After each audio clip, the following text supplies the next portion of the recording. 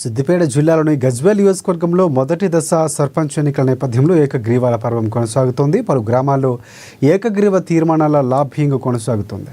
జగదేవ్పూర్ మండలంలోని మాంధాపూర్, బిజీ, వెంకటాపూర్, అలాగే అనంతసాగర్, పలు గడ్డ గ్రామాల్లో వేలంపాటల ద్వారా సర్పంచులు ఏకగ్రీవంగా ఎన్నికయ్యారు. గ్రామాల్లో పెద్దలు కలిసి గ్రామ అభివృద్ధి కోసం వేలంపాటలు నిర్వహించి సర్పంచ్ను ఏకగ్రీవం చేస్తున్నారు.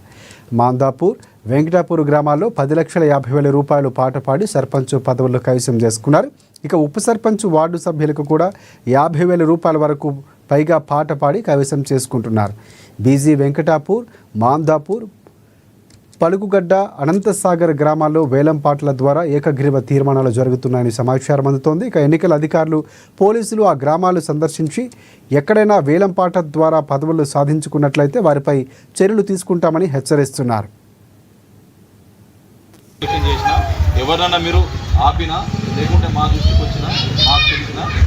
దానిని సద్వినియోగం చేసుకోవచ్చన్న ఉద్దేశంతో మా గ్రామస్తులంతా ఏకతాటికి వచ్చి పరమేశ్వర్ గారు అయితే గ్రామ అభివృద్ధి కోసం పనిచేస్తాడనే ఉద్దేశంతో మాత్రమే ఏకగ్రీవానికి అంగీకరించడం జరిగింది. అలాగే గ్రామంలో 8 వార్డులు ఉంటాయి. 8 వార్డు సభ్యులు కూడా ఉప సర్పంచ్గా పూకల బాబును ఎన్నుకోవడం జరిగింది. తను కూడా గతంలో గ్రామ అభివృద్ధి పనిలో పాల్గొన్నాడు. అలాగే ఇప్పుడు కూడా గ్రామ అభివృద్ధిలో పాల్గొంటాడు చురుగ్గా అనే ఉద్దేశంతో ఆయన ఉప సర్పంచ్గా ఏకగ్రీవం చేసుకోవడం జరిగింది. మన తెలంగాణ రాష్ట్రంలో సర్పంచ్ ఎన్నికలు రావడం వల్ల మాందాపూర్ గ్రామంలో నన్ను ఏకగ్రీవంగా, మా భార్య పేరు మౌనిక, ఏకగ్రీవంగా ఎన్నుకోవడం జరిగింది.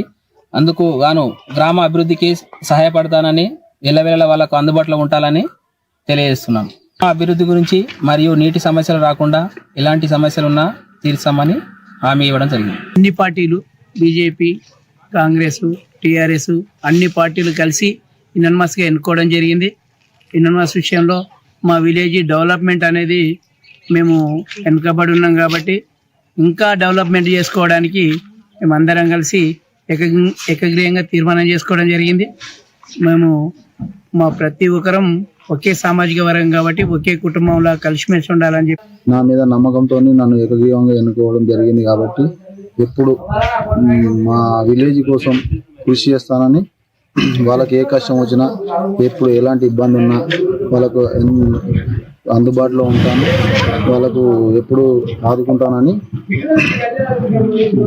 అందరం ఏకాభిప్రాయంతో ఉండాలన్న సదుద్దేశంతో గ్రామ ప్రజలందరూ యువకుడిని, విద్యావంతునైన నన్ను గ్రామాభివృద్ధి కోసం ఎలాగైనా పని చేయించుకోగలం తనతో అన్నతో నన్ను గ్రామ సర్పంచ్గా ఏకగ్రీవంగా ఎన్నుకోవడం జరిగింది.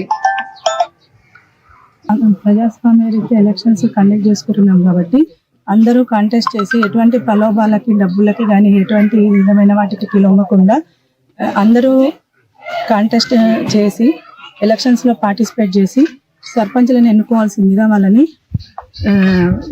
వివేకపరచడం జరుగుతుంది. మాతో పాటు సిఐ మహేందర్ రెడ్డి గారు, ఎస్ఐ కృష్ణారెడ్డి గారు, నేను, మళ్ళీ ఎఫ్ఎస్టీ టీము అందరం 2-3 గ్రామాలలో ఈ రకంగా జరుగుతుందని దృష్టికి రావడం జరిగింది.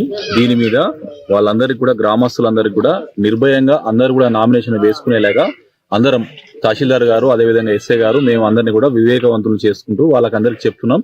ఎవరైనా నామినేషన్ వేయాలనుకుంటే నిరభ్యంతరంగా నామినేషన్ వేయొచ్చు. ఒకవేళ అటువంటి ఎవరైనా ఆబ్జెక్షన్ చేసినా, లేకుంటే ఎవరైనా ఫోన్లో బెదిరించినా, లేకుంటే ఎవరైనా చెప్పినా కూడా రిటర్న్ గా పోలీస్ స్టేషన్ లో కంప్లైంట్ ఇవ్వమని